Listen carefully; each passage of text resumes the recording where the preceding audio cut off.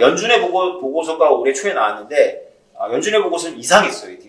이따 말하겠지만 미국 연방준비제도 그런데 역시 BIS는 CBDC를 제대로 이해하고 있구나라고 제가 생각을 했어요. 워낙에 자기네들하고 어병이 겹치거든요. 바젤 협약이나 이런 거 막 그런 거 이제 은행들 간의 협약이나 이런 거를 이제 주최하는 그런 아주 오래된 기관입니다. 원래 2차 세계대전 때 미국은 이 유럽 중심의 금융 시스템을 해체시키려고 했기 때문에 BIS를 없애려고 했어요. 그런데 이게 늘 없애진다라는 얘기가 있었는데 지금까지 살아남은 아주 독특한 기관이거든요. 그래서 IMF처럼 이렇게 딱 이렇게 그 협약된 법적 그런 기구가 아니에요. 제가 알기로는 되게 독특한 기구입니다. 근데 이 기구가 비트코인을 엄청 싫어합니다. 은행업을 하시는 분들이 착각하는 게 뭐냐면 세계에는 세계 정부가 없잖아요. 세계 정부 있나요? 내가 모르는 사이에 생겼나? 세계 정부가 없습니다. 근데 금융 쪽에 계신 분들은 이제 우리 피지 쪽 이런 거 일하시는 분들은 아시겠지만 세계 정부가 있는 것처럼 가정을 하는 거예요. 근데 없습니다. 세계 정부는 없어요. 그래서 이 세계 정부라고 하는 것은 독자적인 역사를 갖고 있는 그런 각 국가나 각 독자적인 역사를 갖고 있는 은행들이 모여가지고 이런 프로토콜을 얽히설키 짜는 겁니다. 물론 이제 이게 이제 2차 세대 이후에는 미국이 압도적인 힘을 이용해서 미국이 다른 이제 세계 기구들은 이제 양보하고 그러는데 이 금융은 미국이 꽉 쥐고 있다고 생각하시면 되죠. 근데 어쨌건 유럽 기반이고요. 맨날 하는 얘기가 이거잖아요. 비트코인이 CBDC가 나오면 온전하냐 이런 얘기를 하잖아요. 그죠? 그래서 CBDC라는 것이 무엇인지의 정의를 내려야 됩니다. 그래서 IMF 보고서나 이 BIS 보고서는 다른 그 중앙은행들이 낸 CBDC 보고서하고 좀 다른 게 CBDC가 무엇인지에 대해서 정의에 대해서 되게 고심을 합니다. 왜냐하면 사실은 중앙은행이 발행한 전자화폐 이렇게 얘기를 해버리면 우리가 혼동스러운 게 사람들이 비트코인하고 비슷할 거라 생각하는데 비트코인하고 전혀 무관하고요. 사실은 온라인 뱅킹하고 굉장히 유사하죠. 사실 우리가 지금 돈 안 쓰잖아요. 그죠? 제가 이거 끝나고 지인의 문상을 가야 되는데 제가 지금 돈이 없거든요. 근데 아무 걱정을 안 해요. 왜냐하면 몇 년 전에는 가면 이제 그 현금 인출기가 있었고 현금 인출기도 사용 안 하잖아요. 그죠? 그냥 가서 그냥 방명록 쓰고 이제 그 돈은 그냥 카톡으로. 뭐 적게 보내려면 이제 될 수 있으면 숨기려고 이제 봉투에 넣어서 익명성의 통으로 넣어놓고 하는데 좀 많이 보낸다 그러면 이제 드러내야 되니까 이제 카톡으로 띡 보내야죠. 아무튼 현금 없잖아요. 그죠? 그래서 현재 우리가 비자 마스터나 이런 게 이미 온라인 전자화 되어 있는데 뭐 CBDC가 왜 필요하지? 이런 생각을 할 수가 있습니다. 두 번째는 중앙은행이 직접 민간에게 발행을 해주는 거죠. 그러니까 이건 이제 국제통화 시스템을 이해하기 전에 중앙은행 시스템을 제가 간략하게 설명을 해드리면 우리가 돈이라고 하는 걸 이제 어떻게 만드냐면 우리 한국은행이 조폐공사에서 돈을 찍은 게 이제 돈이 아니고요. 그 조폐공사에서 돈을 찍은 거를 민간에게 전달하면서 그거를 한국은행의 부채로 잡습니다. 부채로 잡아요. 자산으로 안 잡아요. 그러니까 돈 주면서 부채 잡는 유일한 조직이 바로 한국은행이라고 생각하시면 돼요. 상업은행이 줘요. 상업은행이 돈을 주면서 부채로 잡아. 그게 돈이에요. 중앙은행의 빚이 바로 우리가 알고 있는 본원통화입니다. 본원통화. 그러면 중앙은행이라는 거는 상업은행의 은행이니까 상업은행이 중앙은행의 고객이에요. 갑과 을에서는 뭐 중앙은행이 갑입니다. 그래도 형식상 상업은행이 고객인데 CBDC라는 말을 딱 우리가 들으면 이제 전문가들은 어떤 생각을 하냐면 그럼 중앙은행이 발행하면 우리 개인하고 오태민하고 삼성전자가 바로 한국은행에 계좌를 트는 거야? 그러면 오태민하고 삼성전자한테 돈 주면서 중앙은행이 부채로 잡는 거야? 이렇게 되는 거죠. 그게 바로 CBDC의 어떤 특징인 거예요. 그러니까 중앙은행이 개인과 기업에게 상업은행을 통해서 이제 줬던 지중금이라고 하는데 그게 아니라 이제 개인과 기업에게 블록체인에서 구동시키기 위해서 암호화 기술 이게 저만 유일하게 강조하고 있어요. 지금 현재. 예. 암호화 기술을 사용하느냐 안 하느냐 이건 BIS 보고서에도 안 나오고요. IMF에도 안 나와요.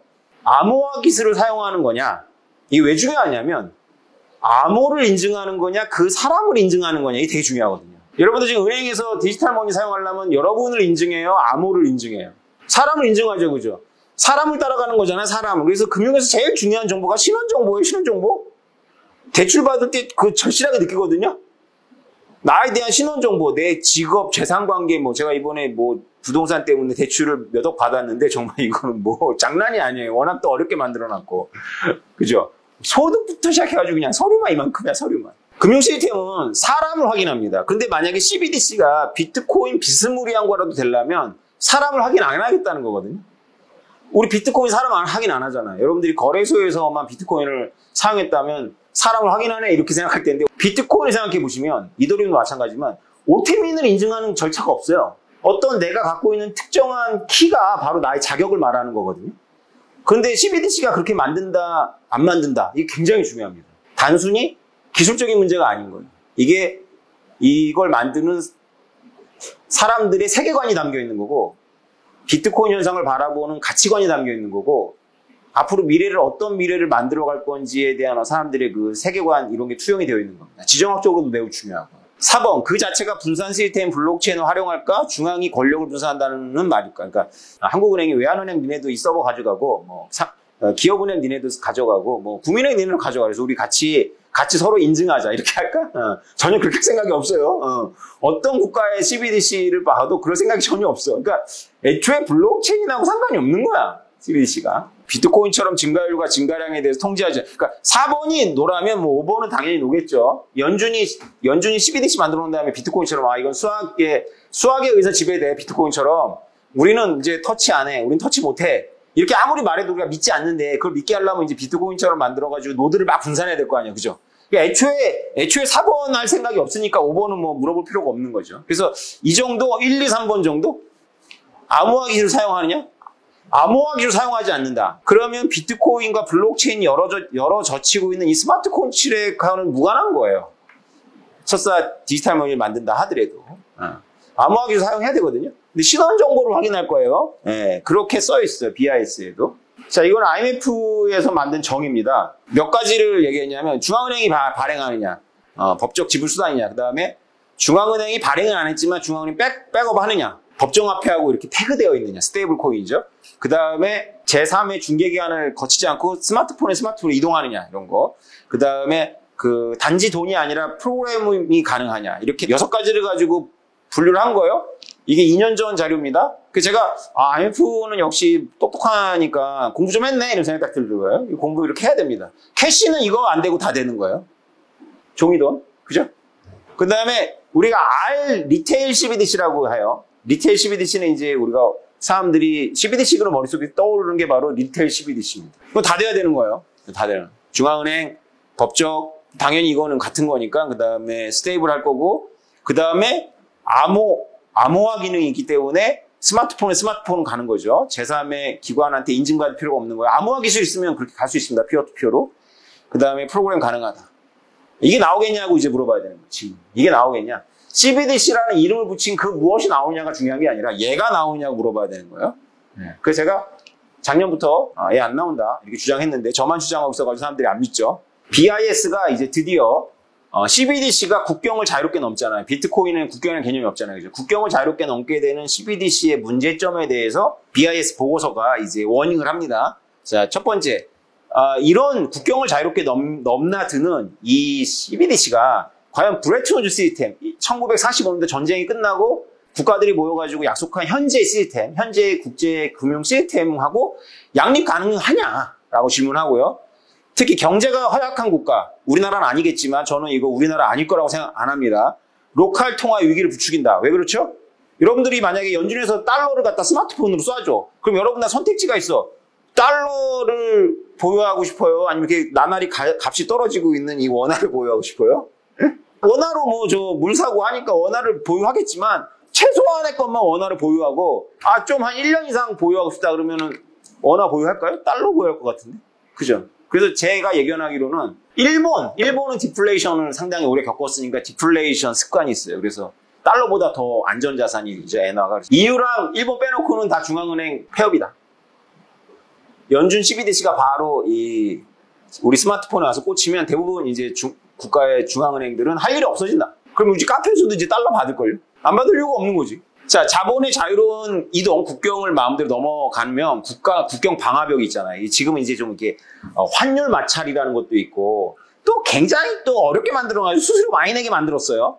이런 마찰들이 있어가지고 이렇게 한 지역의 어떤 경제 위기가 이게 국경을 넘어서 확산이 되는데 약간 뭐 이렇게 밸브가 있는 거지, 밸브가. 근데 그게 없어진다. 이거 이제 BIS 보고서입니다. 그 다음에 현존하는 자본 흐름 관리 수단. 이게 이제 우리가 알고 있는 그 돗자리 깔고 돈 버는 애들입니다. 그냥 앉아가지고 우리가 공항 가면 그 무시무시한 애들 그냥 앉은 자리에서 뜯어먹잖아요. 그죠? 환율로 뜯어먹고 남은 잔돈 안 바꿔줘가지고 잔돈을 그냥 뜯어먹고 지금 뭐 이걸 포함해서 이제 각국 중앙은행 시스템들 뭐 스위프트 코드까지 포함해가지고 이런 것들이 이제 자본 흐름 관리 수단이라고 하더라고요. 그래서 CFMS라고 하는데 달러 CBDC가 국경을 넘으면 이게 무력화됩니다.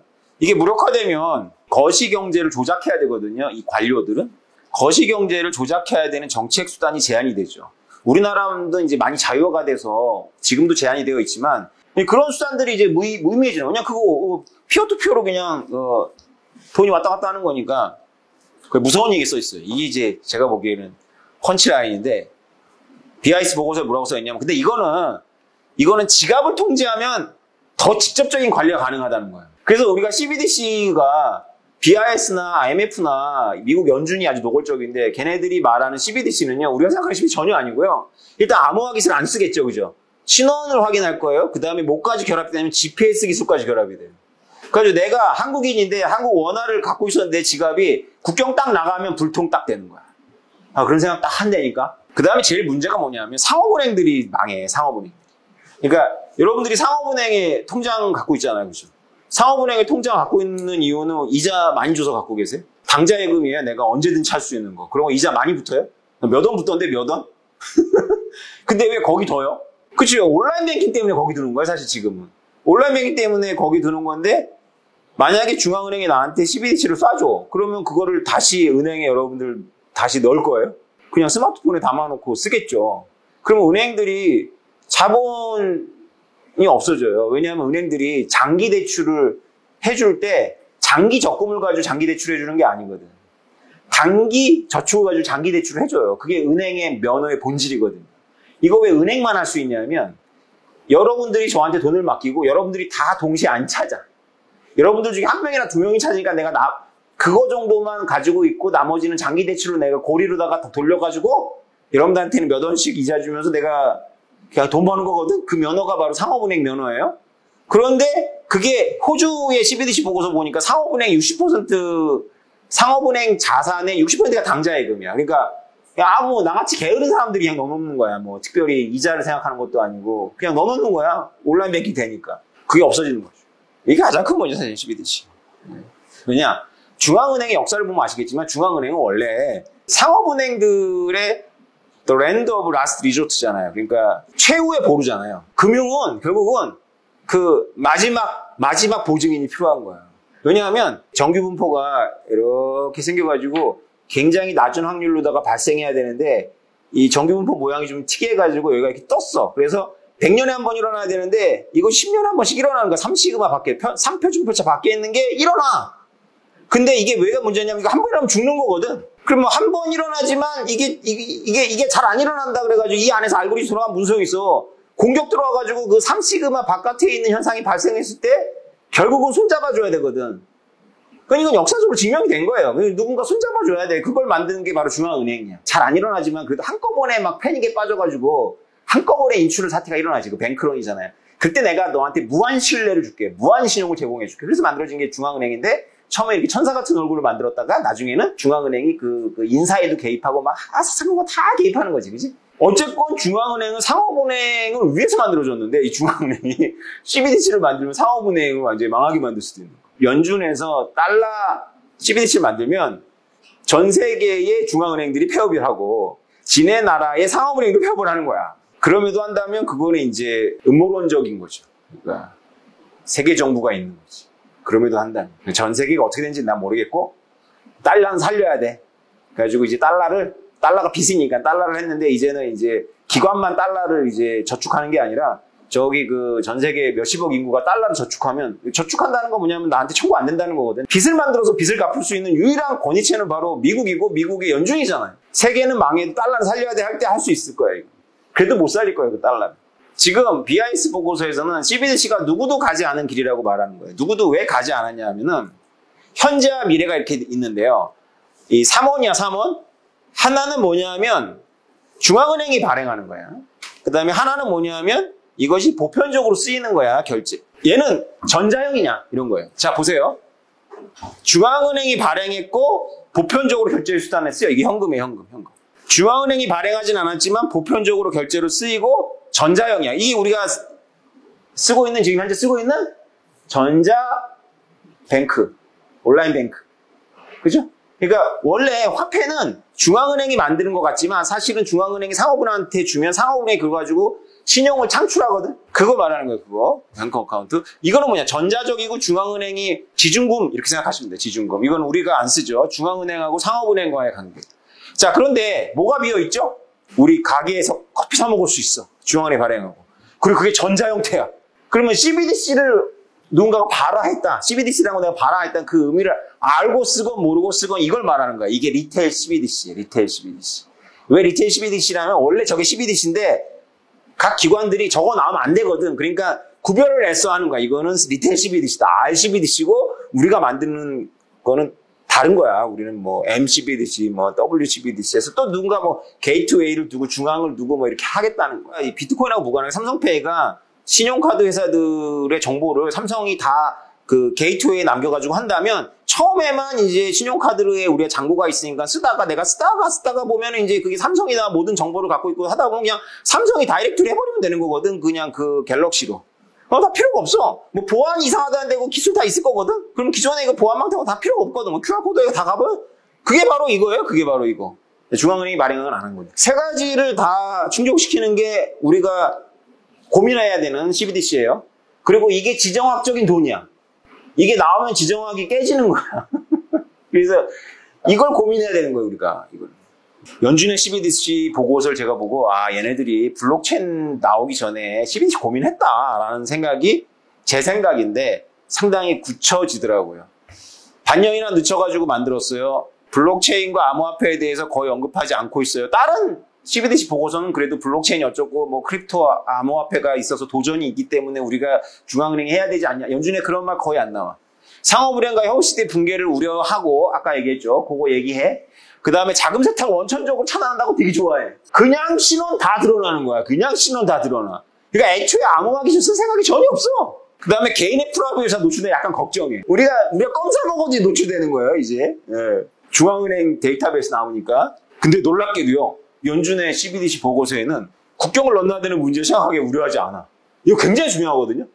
이거를 공부하는 게 우리 커리큘럼의 절반이라고 생각하셔도 돼요. 왜 국경을 넘는 게 문제냐, 돈이. 이것에 대해서 고민해가지고 만든 시스템이 브레튼 우드 시스템이라도 과언이 아니거든. 덱스터 화이트라는 사람하고 케인즈라는 그 천재가 몇 년 동안 고민해가지고 2차 대전이 끝나고 나서 질서를 만들 때는 우리 각 국가에 통화 주권을 넘겨주고 이제 제국주의 하지 말고 각 국가가 150개국, 200개국 각 국가가 자기 나라의 통화는 자기네들이 하고 무역에 쓰는 결제 수단만 따로 만들고 금으로 하지 말자. 금으로 하지 말고 뭔가 이렇게 정치적으로 늘렸다 줄였다 해서 위기 상황에는 팍 유동성을 공급할 수 있고 코로나 같은 거 발생하면 유동성 팍팍팍 늘려야 되는데 금은 안 늘어나잖아. 유동 팍팍 늘어날 수 있는 이런 거 만들어서 이거 운영하자. 그리고 단기 자본, 투기적 자본이 말이야. 소로스 이런 애들이 말이야. 그 다음 소로스 없었지만 소로스 이런 애들이 말이야. 이렇게 단기 자본으로다가 막 이렇게 막 은행 공격 이런 거 안 돼. 그런 새끼들은 경제 도움 하나도 안 돼. 그러니까 방화벽 쳐가지고 국경 못 넘게 돈. 국경을 넘는 자본은 중앙은행이나 중앙은행이 인정한 은행들만 허락하에 넘길 수 있고 일반인들이 무역을 하면 바로 자기 나라 돈을 바꿔야 되고 그 다음에 개인들은 대수성 외화를 안 갖게 뭐 이런 철학이 막 들어가 있고 그게 바로 지금 우리가 누리고 있는 시스템이에요. 우리가 알건 모르건 간에 역사가 그래. 그러면 당연히 그거를 주도했던 미국의 중앙은행이 국경을 넘나드는 문제에 대해서 전혀 고민을 안 한다. 제가 그래서 이거를 물론 뭐 나중에 또 2탄, 3탄 나온다니까 거기서 논할래나 생각할 수도 있지만 제가 어떤 깨달음이 있었어. 난 이 깨달음을 생각하는데 얘네들은 애초에 블록체인 국경 넘고 비트코인 이거 관심이 없다. 얘네들은 그냥 GPS 기술 지금 구글이나 이런 애들이 이렇게 여러분들 한 달 지나면 다 여러분들의 동선을 다 보여주잖아요. 그런 기술을 이용해서 디지털 머니 만들 거였구나. 애초에 이게 걱정거리가 아니야. 국경 못 넘어야 우리 거. 그리고 외국인들한테 못 줘. 외국인이 받으려면 제가 특별히 허가를 받아서 자격을 얻어야지만 제 지갑으로 달러 CBDC가 오겠죠. 미국인이 그거 갖고 국경 못 넘어. 국경 넘으면 불능돼. 그러다 다시 미국 국경으로 들어오면 다시 활성화되고 뭐 이런 거 생각하는 거야 얘네들. 그러니까 이거 뭐냐. 연준의 CBDC를 봤더니 이거 암호화폐도 블록체인 기술도 아니다. 그러니까 비트코인하고 아무 상관이 없어요. 그래서 BIS는 이런 도표를 그렸어요. 그러니까 이제 리테일 CBDC는 너무 부담되니까, 이게 외국인들이 접촉하는 거, 외국인들이 접속을 해서 달러 CBDC를 받게 하는 거, 이게 문제가 좀 심각한데, 생태계를 짜기 나름이야. 폐쇄형으로 짜면, 지금 제가 설명한 거, 미국 연준이 만들고 미국 국민들만 하고, 국경 넘으면 불능하게 만들 수 있어. 폐쇄형. 그 다음에 간접형. 외국에 나가서 쓸 수 있는데, 우리가 통신 로밍 하듯이, 로밍하는 시스템을 만들자. 이렇게 환전 시스템, 컨버전하는 시스템을 만들자. 리플이 이거를 먹겠다는 거지. 그래서 이 국제 시스템이라든가 이게 지정하고 전혀 모르니까 아직도 이런 거에 대한 지식 없이 리플 전문가라는 사람들이 열심히 떠드는 게 뭐냐면 국가 간의 이해관계 이런 거 모르겠고 환전할 때 불편하는 걸 리플 해결해 줄 거야. 어떻게 해결해주는지는 설명도 못해. 그냥 해결해 준대. 그래서 그걸 리플이 다 먹는데 막 가정에 있는데 중요한 건 지정학이라는 게임의 룰을 완전히 다 무시하는 거야. 여러분 지정학이 한번 세팅이 되려면 수십만 명이 총 들고 싸우고 죽어야 되는 거예요. 지정학은 그냥 테크놀로지의 발전을 통해 세상이 변하는 건 전혀 다른 거야. 지정학이 바뀐다는 건 뭐냐면 수백만 명이 고아가 되고 수십만 명이 전쟁터에서 죽는 그런 과정, 용광로를 통해 가지고 질서가 세팅이 한번 되고 그게 수십 년 간 다음에 이걸 바꾸려면 또 피를 흘리고 또 다시 세팅되고 이러는 거야. 이게 무서운 거예요. 코더들 잘 들으세요. 아무리 대접받고 그래도요. 이렇게 이 상층 질서에서 이렇게 칼퇴근하면서 대접받는 거예요. 아셨죠? 이 퇴근 안 하는 사람들, 그보다 더 밑에 레이어, 이렇게 군인들, 정치가들이 만들어내는 그것도 약소국의 그런 사람들이 아니라 지금 러시아, 미국, 이런 애들이 바둑을 두는 게 지정학이고, 그거는 칼퇴근이 없어. 그게 진짜 질서야. 다이렉트. 이게 바로 아까, 이 다이렉트 CBDC가, 아까 뭐라고요? 다이렉트 어세스. 그러니까 얘네들이 뭐냐면 외국인들이 그거에 대해서 어떻게 접속할 거냐라는 거에 대해서 완전히 다이렉트로 한다. 그럼 뭐냐면 그냥 연준이 나한테 달러 딱딱 꽂아주는 거야. 내 스마트폰으로. 중간에 아무도 없이. 그래가지고 누군가 CBDC가 나온다 그러면 이거 생각하면 돼. 나오겠냐고요. 나올 수도 있지. 나오겠다는 결론을 내리려면 지금 우리가 누리고 있는 지정학 다 깨진다. 다 깨진다. 그래서 이러이러한 논리적 전개에 의해서 다 깨진다라는 걸 논증해야 돼. 통화 시스템하고 전혀 상관없어. 지정학이 깨진다는 걸 논증해야 돼. 그걸 논증하려면 제가 짠 이 커리큘럼에 책 다 읽고 이번 학기 저랑 다 공부한 다음에 그래서 이 질서가 깨지니까 다이렉트 CBDC 나오네. 이렇게 나와야 되는 거야. 그러면 왜 암호화 CBDC가 나오면 안 되냐.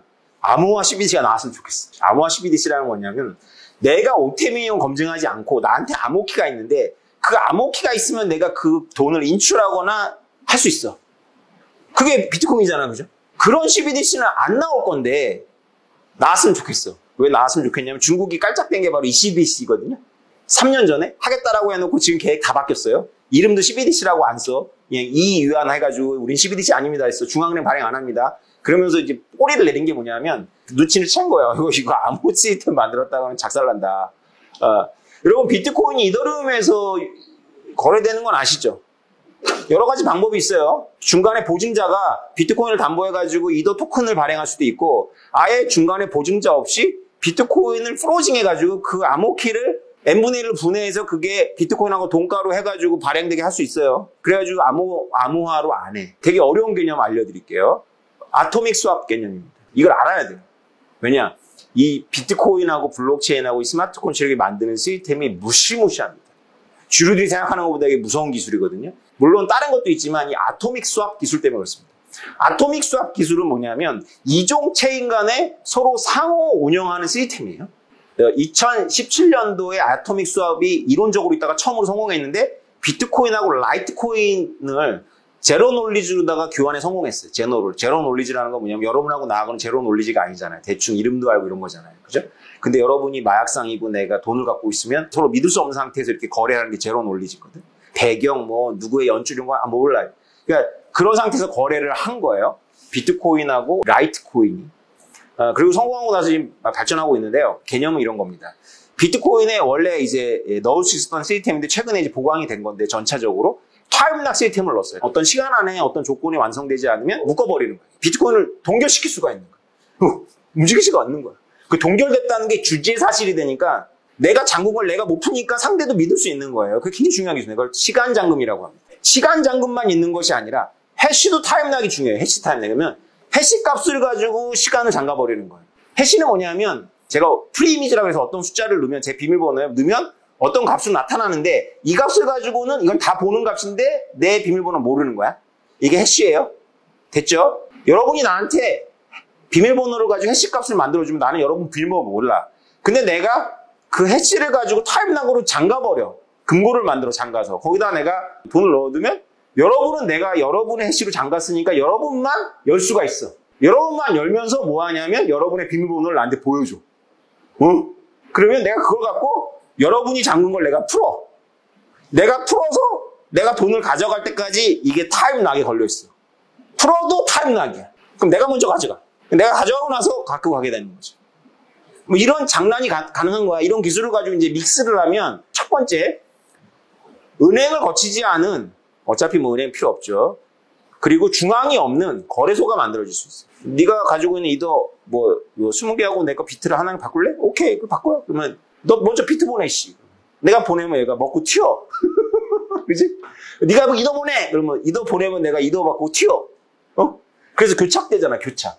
그게 뭐가 나타나요? 에스크로가 나타나지, 중앙에서. 아, 옥션이야, 우리가. 그럼 나한테 비트 보내면 얘가 이더 보낼 때까지 내가 홀드 해줄게. 이게 에스크로예요. 여태까지는 이 문제를 제3자가 풀어준 거야, 에스크로로. 근데 이 에스크로가 없어.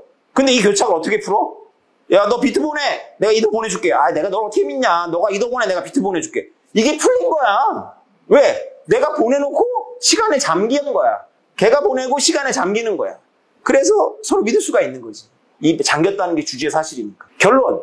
거래소만 만드냐? 아니다. 달러가 만약에 암호화돼서 나오면 그 달러를 잠고 암호로. 그래서 그 암호키를, 이건 틀린 말이지만 이렇게 표현하자는 거지. 그 암호를 잠가서 그 암호 자체가 돈이니까 그걸 뽀개. 잘게 쪼개가지고 그걸 n분의 1 해가지고 그걸 유통시켜. 그러니까 이 위안화라는 걸 암호로 겁없이 만들어가지고, 야, 이게 우리나라 애들이 이거를 돈을 어디다 쓰는지 잘 봐야지 이러고 하고 있었는데 돈은 안 움직여. 한 지갑에 들어가 있고 그 지갑에 암호만 해싱이 돼가지고 그게 이더리움에 소크이 돼서 팔리는 거야. 야, 이거 10개 모으면 한 1위안이야. 이렇게 되는 거야. 정부에서는 안 보여, 이게. 안 움직이는 거 같잖아, 이거. 이게 결론이에요. 앨리스가 밥하고 거래를 하고 싶어서 밥의 비밀키로 되어 있는 해시값을 받아가지고 금고 하나 만들고, 자기 비밀키를 넣어가지고 금고 하나 만들고, 그래서 2개를 금고를 만들어가지고 자기가 만든 금고 2개 다 앨리스가 만든 건데, 자기는 비트코인 캐시를 갖고 있으니까 이 금고 B에다가는 비트코인 캐시를 넣고, 밥은 앨리스가 만든 금고에다가 비트코인 넣고, 그래서 앨리스가 지가 만들었으니까 지 비밀번호를 넣으면 지 비트코인 가져가는데 시간에 잠겨 있고, 밥은 이 비밀번호 넣은 거 봤으니까 이 비밀번호 넣으면은 얘 금고도 열려. 그래서 앨리스가 넣은 돈 가져가면 이제 풀려가지고 가져가는 거. 그래서 앨리스가 아무 일도 하지 않아서 밥을 기만할 수 있으니까, 원자성이라는 건 뭐냐면 타임락을 걸어놨기 때문에 앨리스가 아무것도 안 하면 교착을 원하는 거지, 앨리스는. 엿을 먹이는 거. 자도 안 갖고 가고 얘도 못 갖고 가게. 그러면 손해를 보니까 거래에 원자성을 부여해서, 원자성은 쪼갤 수 없다는 뜻이니까 일어나거나 일어나지 않는 거죠. 그러면 시간이 지나서 안 일어나면 다시 밥이 넣은 비트코인이 밥한테 돌아가도록 하는 게 타임락이에요. 간단하죠? 여러분이 나한테 준 프리이미지를 가지고 내가 그 프리이미지의 해시값을 아는 상태에서 내가 해시락을 걸어서 금고를 만들어 놓고, 여러분이 찾는 동안 내가 구경하고 그거를 가지고 내가 돈을 찾으면 되는 거예요. 자, 이거 다야. 근데 이제 이거를 문외 아닌 문과들이 설명하려면 금고가 2개가 필요한 거지. 그래서 제가 이렇게 표현을 합니다. 나는 깽이고 저기도 깽이라서 나는 지하 자금인 금괴를 갖고 있고 저 상대방은 달러를 갖고 있어서 우리가 거래하기로 지하 세계에서 약속을 했는데 저 새끼 믿을 수가 없어. 난 만나서 총질할까 봐 만나고 싶지도 않아. 그러면 이제 특별한 금고업자를 찾아가는 건데, 해시 금고업자를 찾아가는 거예요. 해시 금고업자는 전국의 곳곳에 공중전화 부스같이 생긴 금고들을 갖고 있는데, 금괴를 갖고 있는 오태민 집 앞에도 금고가 있고 그 달러를 갖고 있는 가리봉동에도 금고가 있는 거야. 근데 금고가 특수해가지고 금고 안에 카메라가 있고 금고 밖에도 그 자판을 비치는 카메라가 있는 거예요. 이 해시 금고업자가 제공한 금고에 가서 내가 금괴를 넣어. 근데 그때는 바깥에 카메라는 내가 꺼둡니다. 그리고 나서 금고에 금괴를 넣은 다음에 잠궈. 그리고 비밀번호를 내가 설정해. 그러면 이 금고는 특이해가지고 내가 비밀번호를 설정하면은 그 비밀번호의 해시값이 나와. 그리고 카메라 켜. 그러면 카메라를 켜니까 상대방은 가리봉동의 공중전화 금고 앞에서 스마트폰으로 금이 금고 안에 들어가는 거 보이죠? 금고 안에 카메라 있으니까. 그 다음에 금고 밖에 뭐가 보여? 비밀번호에 해시값이 보이지? 그러면 걔는 뭐 하냐면 걔 금고 안에 현금 넣어. 그럼 내가 보이겠죠? 금고 안에 카메라는 못 걷어요. 이건 해시 금고가 설정해 놓은 거예요. 넣고 달러를 잠그고 이 금고 특수해가지고 내가 보낸 해시값을 눌러야 돼. 1차로 잠그는 거야. 내가 보낸 해시값으로 잠가. 그러면서 지 비밀번호 설정해. 그리고 카메라 켜. 그럼 나는 이제 우리 동네에서 가리봉동 가고 얘는 이제 우리 동네에 오는 거야. 그래서 금고에 도착해가지고 내가 먼저 지금 달러를 찾는 거예요. 내가 먼저 달러 찾을 때 내가 설정한 값의 해시값이니까 그 내가 값을 제대로 누르면 해시가 풀리겠지. 얘는 풀려. 금괴 찾으려고 하는 애는 봤잖아. 그지? 봤잖아. 뭘 봤어요? 이 금고에 비밀번호 봤잖아. 그지? 그럼 그거 넣어가지고 열고 금괴 들고 튀면 어떡해? 이거 엿먹잖아, 쟤. 안 열려, 이거. 타임락 걸려있어. 그래서 내가 알려줘야 돼. 금괴를 찾고 싶으면. 스마트폰으로. 비밀번호, 그 다음 비밀번호는 뭐야? 그러면 이제, 제가 저 알려준 비밀번호 해가지고 땡 열리면 띠링 열려. 그리고 이제 달러 찾으면 그거 보면서 제가 아까 내 해시값 푼 거, 나 봤으니까 넣어서 금고 찾아서 가는 거죠. 이거, 실릴 필요 없잖아, 이거. 특수한 금고만 2개 있으면 되네. 이거예요, 이거. 아토믹 스와프가. 이거 이해해야 돼, 이거 이해해야 돼. 이종간 코인의 거래인데 이거의 협의적 의미는 중앙화되지 않은 거래소에서 코인 간 거래가 가능하고 이거의 시간을 무한정으로 늘리고 이거를 암호키를 잘게 자르면 어떤 암호화 자산도 쪼개가지고 이종 코인에서 등가로 교환이 될 가능성이 있어. 사람들이 이걸 등가로 인정만 해준다면. 조금 기술적인 문제들을 해결을 해야 되겠죠. 그러니까 예를 들어가지고 비트코인을 쪼개가지고 다른 토큰을 100개를 만들어서 그 100개를 수집하면은 그 비트코인 1개를 넣어둔 금고를 열 수 있다면 그러면 그 토큰 100개는 비트코인 1개랑 등가라고 전제가 돼서 이 생태계에서 100분의 1로 수용이 될까 아니면 프리미엄 붙을까 이건 잘 모르겠어요. 시장에서 결정되니까. 그러나 100분의 1이 아니라 뭐 1대1이다 그러면 그거는 그냥 바로 그거를 넣으면 찾을 수 있는 거니까. 중요한 게 뭐냐면 이 아토믹 스와프 기술에 쓰인 해시드 타임락 기술을 이용하면 이종간 코인을 얘를 잠그고 여기서 이동하고 여기를 잠그고 여기서 이동하는 거지. 여러분들은 오히려 이 금고 가지고 얘기를 하면 상상력이 제한이 될 거예요. 이건 어디까지나 초보자용. 내가 만든 게 아닙니다. 누군가가 만들어 놓은 걸 제가 읽었는데 원전을 못 찾겠어. 나도 옛날에 공부한 거래가지고. 근데 중요한 건 뭐냐면 이 금고는 이제 이 일반인들이 이해하려고 알레고리로 만든 거고 원리는 똑같은 거죠. 그러니까 아주 단순해요. 여러분이 준 비밀번호를 가지고 내가 해시값을 가지고 금고를 만들어서 잠그고 여러분이 열는 걸 내가 보는 거지. 그러면 여러분들이 그 정보를 노출하면 내가 그 정보를 가지고 내가 할 수 있기 때문에 교환이 된다는 건데 온라인 상태는 이렇게 공중전화 부스처럼 동시에 둘이 스마트폰을 본다거나 깨어있는 게 아니라 내가 잘 때 제가 그 짓을 할 수가 있으니까 시간락이라는 걸 촘촘하게 걸어놓는 거지. 그래서 게임의 법칙에서 먼저 풀었다고 먼저 갖고 가는 게 아닌 거지. 상대가 가져갔을 때 그 다음에 가져갈 수가 있는 거죠. 이게 라이팅 네트워크에서 여러 명을 뛰어넘어서 가서 돈을 교환할 때 그걸 순차적으로 타임락이 풀리도록 설정을 해놓습니다. 그러면 둘이 거래를 하는데 둘 사이에는 채널이 없으니까 그 사이에 공통 지갑이 있는 게 9명이야. 9명을 뛰어갈 때도 9명의 타임락을 갖다가 시간 설정을 이렇게 먼저 풀리고 늦게 풀리는 걸 설정해 놓으면 아무도 도중에 망하지 않고 물 흐르듯이 흐르는 거지. 그러니까 시간 설정이라는 건 물이 아래로 흐를 때 어떤 칸막이 같은 거예요. 그러니까 이걸 가지고 생각을 하면 막 여러 가지 기술이 프로포즈가 있는데 뭐 잠수함 수압이니 뭐 이런 여러 가지가 막 나와요. 다 원리는 비슷한 거야. 이 시간을 잠궈야 되는 이유는 뭐냐면 사건의 원자성을 보장해 줘야 되는 거거든요. 우리가 보험 계약을 하는데 중간자가 있으면 여러분들이 보험 가입을 한다면 내가 망하지 않는다는 전제에서 보험 계약이 설정이 되는데 이런 중간자가 없는 상태에서 프로그램만 가지고 보험을 계약한다면 이게 설정이 되려면 적어도 내가 돈을 내고 나서 10명 이상의 가입자가 와야지만 내가 보험에 의미가 있는데 9명밖에 안 왔어. 그러면 내가 돈을 못 찾고 이런 교착에 걸리면 안 되니까 사건의 원자성이 해야지 10명이 딱 안 되면 시간이 지나면 나한테 돈이 딱 리펀드 딱 돼야지. 그래야 내가 믿고 그걸 보낼 수 있는 거지. 그래서 스마트 컨트롤에서는 사건의 원자성을 설정하는 게 굉장히 중요한 거고 이게 바로 아트예요, 아트. 어떻게 사건의 원자성을 설정해서 타임락을 어떻게 걸어가지고 혈관에서 물이 역류하지 않게 이 칸막이를 쫙 만들어 놓으면 여러 사람을 제로 논리주로 막 거래가 막 일어나는 거지. 이런 무시무시한 기술들이 이 생태가 있기 때문에 정보들이 까불고 막 비트코인 비슷한 거 만들었다가는 된다. 그걸 내가 몇 년 전부터 경고를 해왔는데 이제 정부들의 이제 CBDC 보고서를 보니까 암호 기술 사용할 의지가 전혀 없어요. 그러면 결국은 다 신원인증하겠다는 거야, 신원인증. 내가 OTM이님을 인증해야지만 CBDC를 활용하게 한다는 거지. 그래서 어떤 세상을 만들려고 하는 거냐?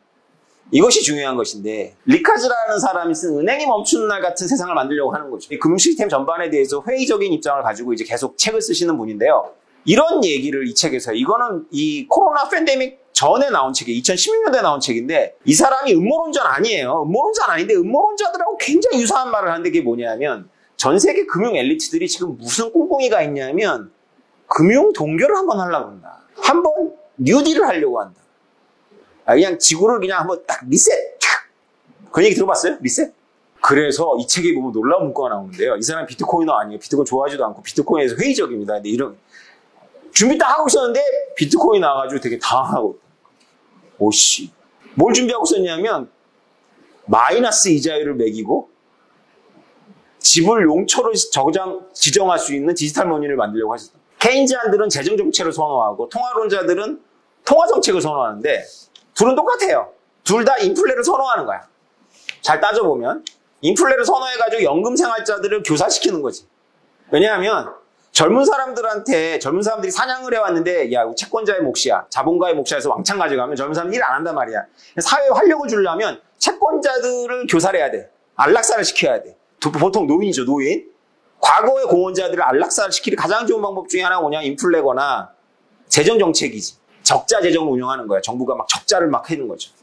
근데 정부의 적자 재정은 국채 발행의 비용을 부담시켜. 미국은 예외인데 미국도 한도 끝도 없는 건 아니에요. 미국 빼는 모든 나라들은 함부로 재정 적자를 유발하면 국채가 금리가 올라가서 다 안 팔린단 말이지. 막 스프레드 막 엄청 불어나잖아. 그죠? 스프레드만 들어봤죠? 스프레드? 국가 간의 뭐 10년채 뭐 이런 것들의 이제 이자율의 격차를 스프레드 이렇게 하거든요.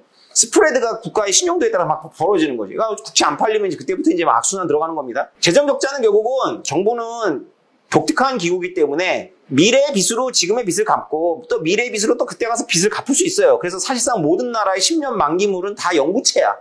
10년 있다 갚는데 또 이 10년짜리 만기물 만들어가지고 갚을 거 아니에요. 그죠? 영구채랑 비슷한 건데 그럼에도 한계가 있는 거지. 왜? 정부 빚이니까. 그리고 통화론자들의 인플레는 우리가 늦기 전에 코로나 때 인플레가 나오잖아요. 인플레로. 중앙은행의 빚이니까. 아 근데 오태민한테 있는 저 전자지갑에 있는 거 야 너 돈 안 쓰면 돈 썩게 만든다. 마이너스 이자 매길 거야? 그럼 내가 돈을 쓰게 해. 재정적자랑 효과는 똑같은데 소비 진작. 효과는 똑같은데 정부의 빚이 늘어 안 늘어? 안 늘잖아. 정부의 빚도 안 늘고 중앙은행도 부실해지지 않아. 너무 좋아. 게다가 테러리스트. 이 물건 사지 마. 이 물건. 짝퉁 만드는 애들이야. 그러면 거기에 지불이 아예 안 돼. 지불하려면 지불이 안 돼. 핀포인트로 통제가 되네. 여기 써있어 여기. 근데 내가 이것을 음모론인 줄 알았거든요. 내가 오래 잘 읽었어요. 음모론인 줄 알고 있다가 내가 연준 보고서 보고 소름 돋아서 다시 읽어봤더니 너무 놀라운 거야 이게. 얘를 진짜 이렇게 생각했나 봐. 근데 그거를 우리의 호프 비트코인이 딱 막아쓴 거지. 아 엿을 제대로 먹었어 지금. 이거야말로 음모론인가? 오늘 여기까지 할까요 여러분? 네 여러분 반갑고요. 다음에 또 뵙겠습니다. 감사합니다.